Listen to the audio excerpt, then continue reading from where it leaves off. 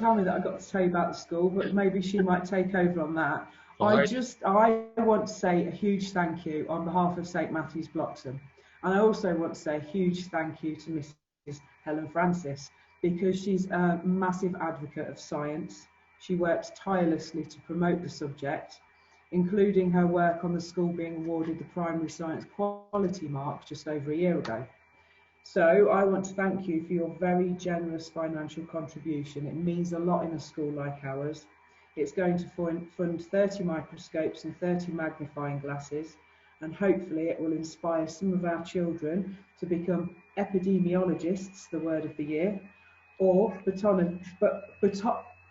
I knew I'd get the trip up on this word, like David Attenborough. So who knows, we might have the next David Attenborough in our school. So I'm going to ask Helen to tell you a little bit about our school. She's been here longer than me. She's a very excellent deputy head. She's been my right-hand woman throughout this whole situation of COVID. I couldn't have coped without her. So Helen, I'm going to pass over to you to describe our school a little bit more, if that's okay, because you didn't prepare me for this bit. So we're a one-form entry school in Rugby. Rugby is there's parts of Rugby that are quite wealthy, there's parts of Rugby that are disadvantaged. We're in a slightly disadvantaged area with a high percentage of pupil premium children and a high percentage of children who speak English as a second language. So what we do to support the children is we're trying to raise their aspirations and throughout their time at school, and to introduce them to lots of other people, and to give them different opportunities and tell them all about different jobs. So when we're going to be doing the microscope, we'll be talking all about the glass and your society, and just giving them different giving the children different career options as well. So lots of them didn't know about glass cellars and how it was made and what people can do with it. So we were talking about it in year 5 earlier. So it's just giving children different opportunities and giving them different aspirations as well within our school. I don't know what other questions would you like to know about our school? Should we show them the children talking? Yes. Sorry, Okay. turn the heating off, it was so hot in here. Just a moment. Yeah, so this was the children talking about science within our school, because we're going to be using it we're going to be using the funding.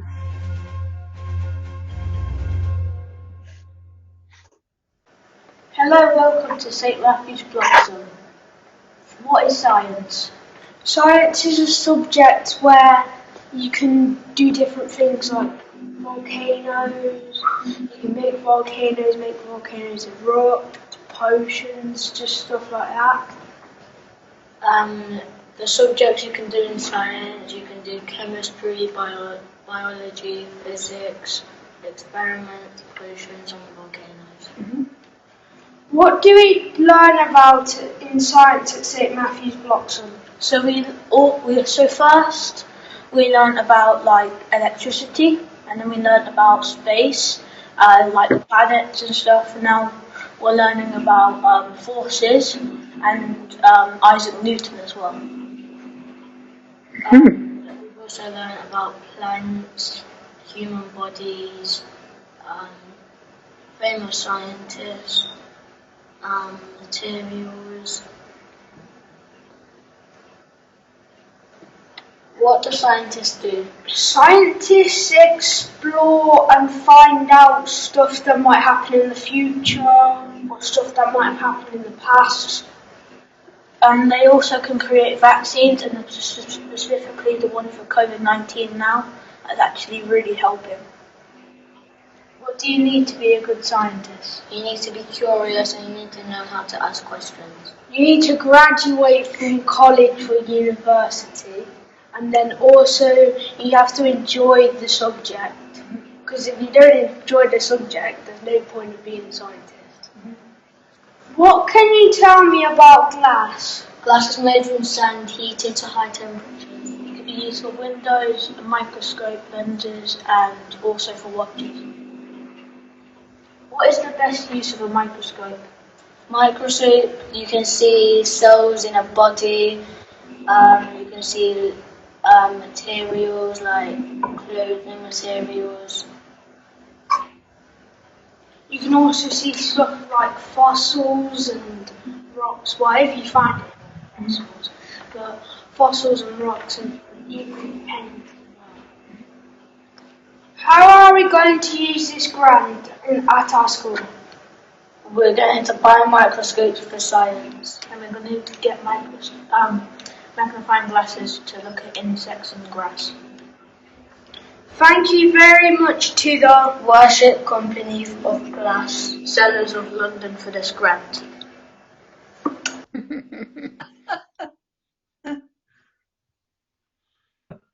Great stuff. Very good. That was wonderful. So that was, as Anita's already said, we've got limited numbers in school at the moment. So that's 3 of the scientists within year 5. But when we have the magnifying glasses and microscopes in school, and we've got all the children back, then we can record one where they're using it, and we can send that to you as well. Excellent. That would be fantastic, thank you, because it's so important for us to know, so we can actually put the arm on our members to get more money, of course. Yeah. So the more feedback you can give us, the better it is, because as everybody on this particular call knows, I am absolutely shameless when it comes to asking for money. And I don't mind at all, and it is so helpful to have an understanding, because I have no doubt that I'm a Midlander myself, so I know that Rugby is an extraordinarily different town in the sense that, as you've said, and I'll make the point again for everyone that doesn't know Rugby, it's all very well known for that rather smart public school with a bloke called Webb Ellis that did something a long time ago. But where are you in the north of the town? I'm not quite sure where. So we're on Webb Ellis Road. Yeah. Webb Ellis Road. Well, I know where Webb Ellis Road is, so that's fine. But yeah, it's amazing the difference, because I think most people's perception would be that Rugby is a very well-heeled area and there is no privation of any kind. But like everywhere, it's extraordinary.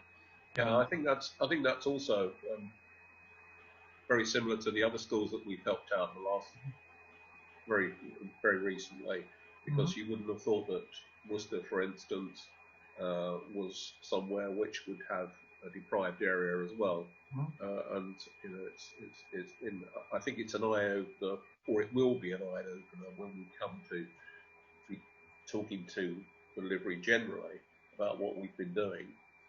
To make those points. Otherwise, it may seem that, you know, well, what Rugby's got Rugby School, for instance, and so on. So, any feedback you can give us about how this goes will be greatly appreciated. Yes. One of the questions I wanted to ask was, do you have any partnerships with other schools in the locality, similar areas where some of this equipment might also be used? Do you share such equipment with other areas that other schools that might need it? So we do have partnerships with other schools, and sometimes we do share equipment. We have a strong link with Lawrence Sheriff School, which Lawrence Sheriff was one of the people who was part of Rugby School, and then built a boys' school separately, and we have a strong partnership with them, and we often use equipment as well. Great, good. But we have good schools that I used to play rugby against once upon a time. No, it's true. I went to Warwick School, ladies, so not too far away from you. So you may have heard of it. Yeah. Just as an aside, sorry, Lee. No, it's fine. Ron, you go. Just as an aside, the last keeper of glass, the curator of the museum in Stourbridge, went to Rugby School. Roger Dodsworth went to Rugby. All right. So yes. How many? Lots of connections, but Yes, no, it would be absolutely lovely if you could do another video like that one. Obviously, the more children that can be involved, the better. Quite frankly, I should imagine it could be quite a good science project and a bit of fun to do, actually. Anyway, but do you have much of an outside space at the school? Because I know some do and some don't. Huge.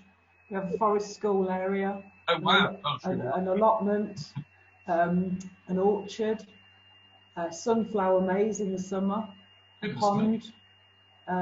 We've got a front garden, which Key Stage 1 are currently using as their playground. Yeah, we're very, very blessed with outside space, which has been very helpful during the pandemic.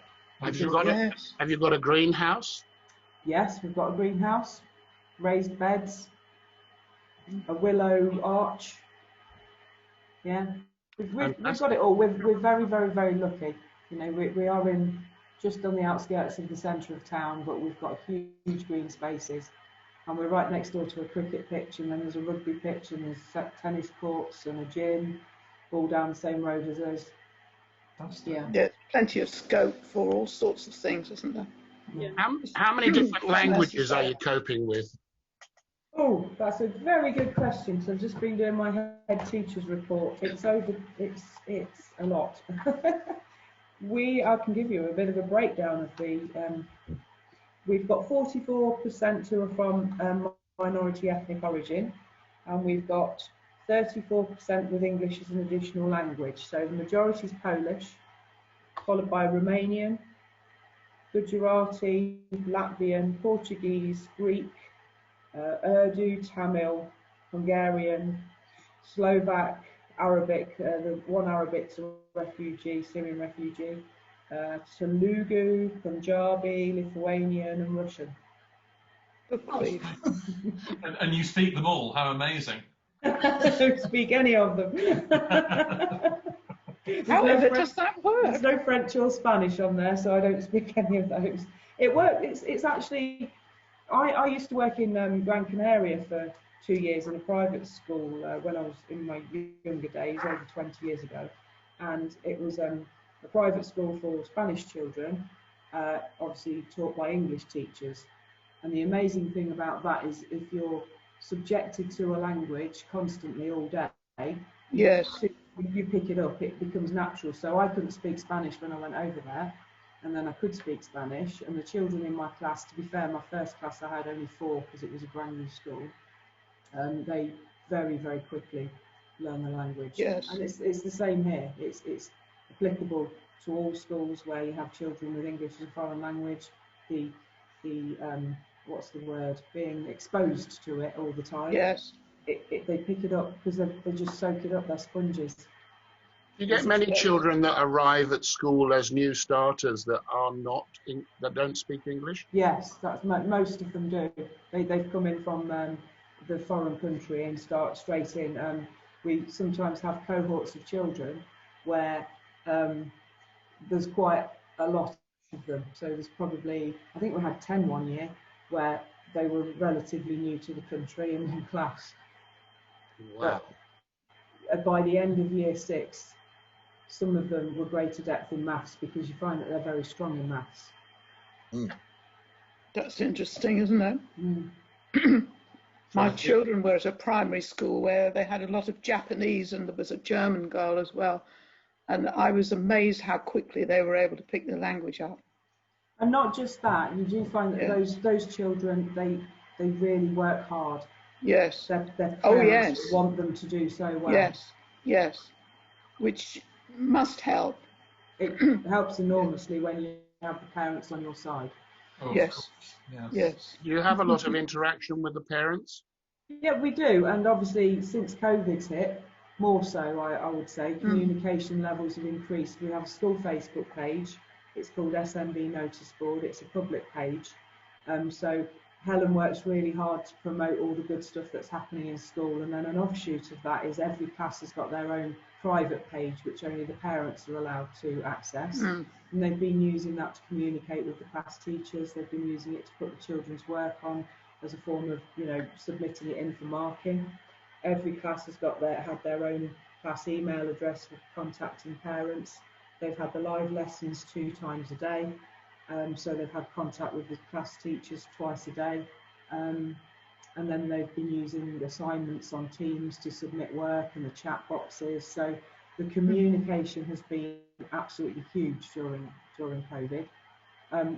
There's areas that we want to carry on with as well, because it's easier to reach the parents through those forms of communication. Do you find? Sorry, Anne, go on. Do you find that all these children, and presumably the parents, have adequate internet signals and equipment? Yeah, we've had 20 laptops supplied by the DFE, yes, 7 tablets. So we've been very well resourced, and we haven't had it. We've also had a delivery from Vodafone for the SIM cards to access the internet, but I don't think any parents have approached us for those. And we've not even had to give out all laptops or iPads because they've been well resourced. And obviously we have siblings, so some families have got 3 children at our school. Yes. So we very quickly learnt in the first week not to have lessons at the same time of the day, to stagger them, to give the siblings the opportunity to use the technology between them. But if they have struggled, they've come to us and said, can we have an extra one because we've got 3 children, and it's not been an issue. That's brilliant. That was one of the things that was worrying me, because all this equipment is quite expensive, and then you've got to have the signal, all the rest of it. The only internet connections we've been having is from school, where the teachers are trying to deliver a lesson and then it freezes. Oh, don't. So the children are writing in the chat box, you're frozen, or there's a glitch, all these new words that we've been using. Happens all the time. Yes, I think so. And then you lose the thread, which is worse. Yeah. We don't want to be tempting fate here, do we? No, we don't really tempting fate. This is the smoothest one we've had so far, isn't it, Paul? That's probably because me and Helen are next door to each other in different offices, and we're the only ones on the Wi-Fi because all the staff have to leave at 3:30, so there's a deep clean every night. Wow, that must be quite expensive as well. No, Zoflora's quite cheap. It smells nice. Fascinating. I see advertising for school governors. Do you have difficulty in recruiting them, or are you well supported? No, we're not well supported. The majority of our governors are co-opted, which means that they're from outside of the school and they want to be a school governor and, you know, put something back into the community. We don't currently have any parent governors, and we're trying very hard. We've got one who's classed as a parent governor, but his last child left us last summer. She's gone into year 7, and he's said that he'll stay on for another year. But no, we do struggle with parent governors, and you know, we are low on numbers, which is why we constantly advertise. You are a Church of England school, aren't you? Yes, we are a Church of England voluntary controlled school. And are you associated with a particular parish? Yes, the parish is St Oswald's and St Matthews, or is it St Matthews and St Oswald's? St Matthews and St Oswald's, which is abbreviated to M2O. Ah. So there's a St Oswald's school, which is a Church of England academy. It's in the Diocese of Mat. They're connected with the church as well, so we basically share the church and share the vicar. Right. Does the vicar act as governor? The vicar, he's had his arm twisted, and he's now acting as an ex officio foundation governor until he can find somebody else from the congregation to take over. But he's recently had COVID and he was in hospital on oxygen, so he's only just sort of come back to us. And he's raring to go for Easter, but we weren't anticipating it, so we put alternative plans in place because we didn't know how poorly he's been. He's still in recovery. But he's a relatively new vicar as well. He's been with us just about 18 months. Yeah. And how many children do you have altogether? 218. 280 or 18? 18. 18. Thank you. Amazing. Well, I think, Lee, you can do the ceremonial bit of it and tell them all about it. Well, indeed, yes. I mean, once upon a time, of course, in the old days, he said, over a year ago, I used to sort of turn up periodically, or the master might, or whoever, and then present this old-fashioned thing called the check, which was always amusing, because I used to ask the children whether they actually knew what it was. Mercifully, they did most of the time. So these days, of course, it's slightly less glamorous in the sense that we will transfer some money into your bank account, assuming you've given it to us. I think you have. Obviously, it's delightful to hear that the money is going to be put to good use. And I know everybody here, and hopefully a few more as well, will be fascinated to hear of your progress. When we get this fabulous video of the children using the kit and so on. Sounds like if you can wait until the weather gets a bit better, we're going to have some lovely pictures of your outside space as well. So good luck. I hope the microscopes are well used. We find generally that they're one of the most popular things I think that we give. And hopefully this is also the beginning of a relationship, because don't be shy. When you come back to us and tell us how well you've done with it, it's always possible to ask for some more help. So you might want to think about that too. So sincere good luck. And just one question: how did you hear about the charity fund? Was it through Gaynor Sharp or through Gaynor? It was Gaynor, was it? Yeah. Okay. Gaynor and I have known each other for, gosh, a lot of years now, and she promotes it very strongly in the region, which is tremendous. So always interesting to know what you've heard. And of course, the other thing as well, that again, forgive me everybody that has heard this before, but for the ladies that haven't, if you like this, tell your friends, because the livery companies of the City of London aren't standoffish, stuffy, old organisations. Yeah, they're wonderful, historical, traditional organisations, and you may be aware in Coventry there's the livery and the guilds that are very, very strong historically in the medieval times. So it's an ancient thing, lots of interest for children to learn about from the historical perspective. But as the clerk may have told you, the livery companies give something in the order of about 70 million quid a year to associated organisations, and an awful lot goes to education. So please remember that, and as I say, if you like the experience, tell your friends, and that's it. So we will transfer some money to you soon. Thank you very much. Okay. Much appreciated.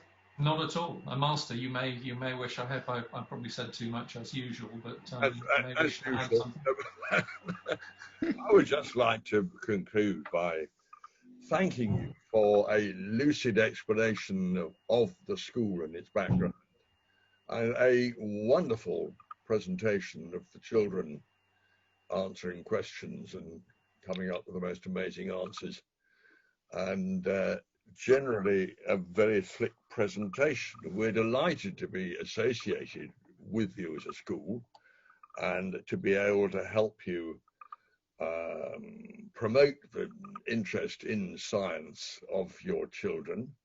I have this image now in my mind of when the sun shines and COVID's over, your children armed with magnifying glasses and deer stalker going out like little Sherlock Holmeses, peering under everything they can and examining them.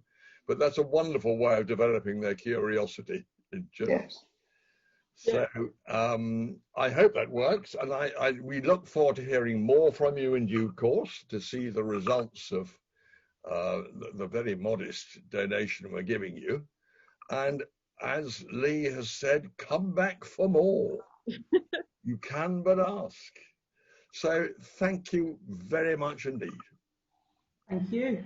All right then, I think on that note we'd say goodbye to everybody and good luck with your ventures. And very good luck to you on Monday when you're opening up in full. Oh my goodness. Yes.